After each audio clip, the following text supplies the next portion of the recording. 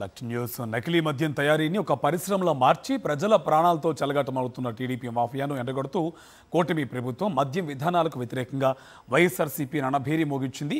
రాష్ట్ర వ్యాప్తంగా వైఎస్ఆర్సీపీ నేతలు కార్యకర్తలు నకిలీ మద్య వ్యతిరేక ఉద్యమాన్ని చేపట్టారు. అన్ని నియోజకవర్గ కేంద్రాల్లో ఆ పార్టీ శ్రేణులు కదం తొక్కాయి.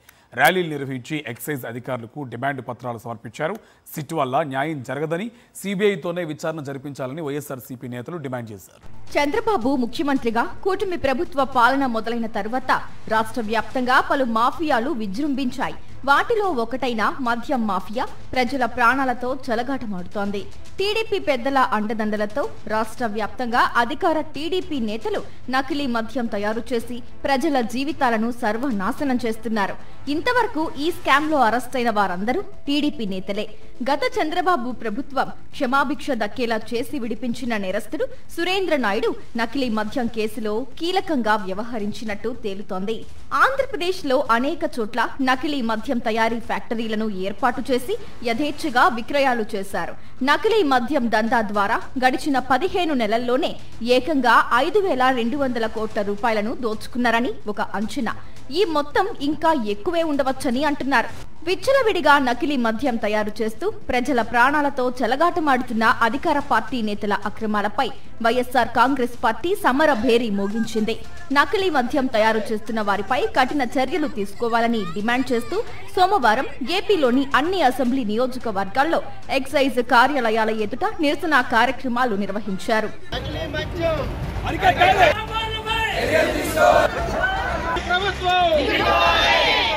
ఈ కల్తీ మద్యం స్కాము ఎవరు చేసినా వదిలిపెట్టకుండా వారికి శిక్ష పడే విధంగా, అలాగే ఇంకొకటి, నేను ఈరోజు ఇంత జరుగుతున్నా ఒక్క బెల్ట్ షాప్ మీద కూడా దాడి జరగలేదు, ఒక్క వైన్ షాప్ మీద కూడా దాడి జరగలేదు. అది గమనించాలి. కాబట్టి రేపటి నుంచి వైఎస్ఆర్సీపీ శ్రేణులకి ప్రజలకి పిలుపునిస్తున్నాం. మీ కళ్ళ ముందు ఎక్కడ బెల్ట్ షాపులు జరుగుతున్నా, మీ దగ్గరలో ఎక్కడైనా బార్లలో కల్తీ మద్యం వస్తే ధ్వంసం చేసేయండి. మేమున్నాం. వైఎస్ఆర్ కాంగ్రెస్ పార్టీ మీ తరఫున. ప్రజల ప్రాణాలు, ఆడవాళ్ల మాన ప్రాణాలే మాకు ముఖ్యమని కూడా ఈ సందర్భంగా తెలియజేసుకుంటున్నాను.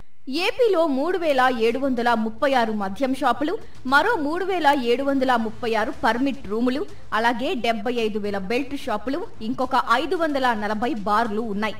చాలా చోట్ల ఈ నకిలీ మద్యాన్ని సరఫరా చేశారని తేలింది.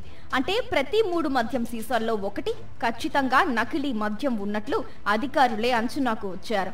15 నెలల్లోనే 5,200 కోట్ల రూపాయల విలువైన నకిలీ మద్యాన్ని ప్రజలతో తాగించారని తేలింది. కూటమి పాలనలో ఈ 5 ఏళ్లలో 45,000 కోట్ల రూపాయలకు పైగా విలువైన నకిలీ మద్యాన్ని ప్రజలతో తాగించాలని ప్రభుత్వ పెద్దలు నిర్ణయించి తమ అనుచరులను రంగంలోకి దించారని వైఎస్ఆర్సీపీ నేతలు విమర్శలు గుప్పిస్తున్నారు. ఇందులో టీడీపీ పెద్దలకు అందే వాటా 30% దాకా ఉంటుందని, అంటే 13,500 కోట్ల రూపాయలు వారికి దక్కేలా ప్లాన్ చేశారని ప్రాథమిక ఆధారాలను బట్టి తేలుతోంది. వైఎస్ జగన్ హయాంలో నకిలీ, కల్తీ మద్యానికి అవకాశం లేకుండా ప్రభుత్వ దుకాణాల ద్వారానే పారదర్శకంగా విక్రయాలు జరిగాయి. చంద్రబాబు పాలనలో టీడీపీ నేతలు రంగంలోకి దిగి నకిలీ మద్యాన్ని తయారు చేయిస్తూ జనం ప్రాణాలను బలిపీఠం మీదకు నెట్టేశారని వైఎస్ఆర్సీపీ నేతలు ధ్వజమెత్తారు. ఎవరైతే అక్రమ కల్తీ మద్యానికి బాధ్యులో, ఎవరైతే ఈ సిండికేట్లు నడుపుతున్నారో వాళ్ళందరి మీద తక్షణం చర్య తీసుకోవాలి. అదేవిధంగా రాష్ట్ర వ్యాప్తంగా ఎక్కడా కూడా మీరు ఎక్కడైనా చూడండి, గత ప్రభుత్వంలో జగన్ గారి మీద దుష్ప్రచారం, అబద్ధపు ప్రచారం కాదది, దుష్ప్రచారం చేశారు. జగన్ గారు ఆ ప్రభుత్వంలో ఉన్న మద్యం పాలసీ మీద, మద్యం విధానం మీద కూడా అనేక రకాలుగా అక్రమంగా, అన్యాయంగా మిథున్ రెడ్డి గారు లాంటి వాళ్ళని అరెస్ట్ చేసి లోపల పెట్టారు, తప్పుడు కేసులు పెట్టారు, అసత్య ప్రచారం చేశారు, దుష్ప్రచారం చేశారు. ఇప్పటికీ చేస్తూ ఉన్నారు. కానీ ఇప్పుడు బయటపడుతుంది ఏంటి, అప్పుడు జరిగిందేంటి, ఇప్పుడు జరిగిందేంటి మనం ఆలోచిస్తే ప్రజలకి ఎవరి ద్వారా అన్యాయం జరుగుతుంది, ఎవరి ద్వారా ప్రజల ప్రాణాలు కోల్పోతున్నారు, ఎవరి ద్వారా దిక్కులను కోల్పోతున్నారు అనేది ఇప్పుడు అర్థమవుతా ఉంది. అందుకే మేము డిమాండ్ చేస్తున్నాం, తక్షణం దీని మీద చర్యలు తీసుకోవడంతో పాటు బాధిత కుటుంబాలని వెంటనే ఆదుకోవాలి. నకిలీ మద్యంపై తక్షణమే సిబిఐ దర్యాప్తు జరిగేలా చూడాలని వైఎస్ఆర్సీపీ డిమాండ్ చేస్తోంది. నకిలీ, కల్తీ మద్యం వల్ల చనిపోయిన వారిని గుర్తించి వారి కుటుంబాలను ఆదుకునేలా కూడా చర్యలు చేపట్టాలని పార్టీ నేతలు కోరుతున్నారు.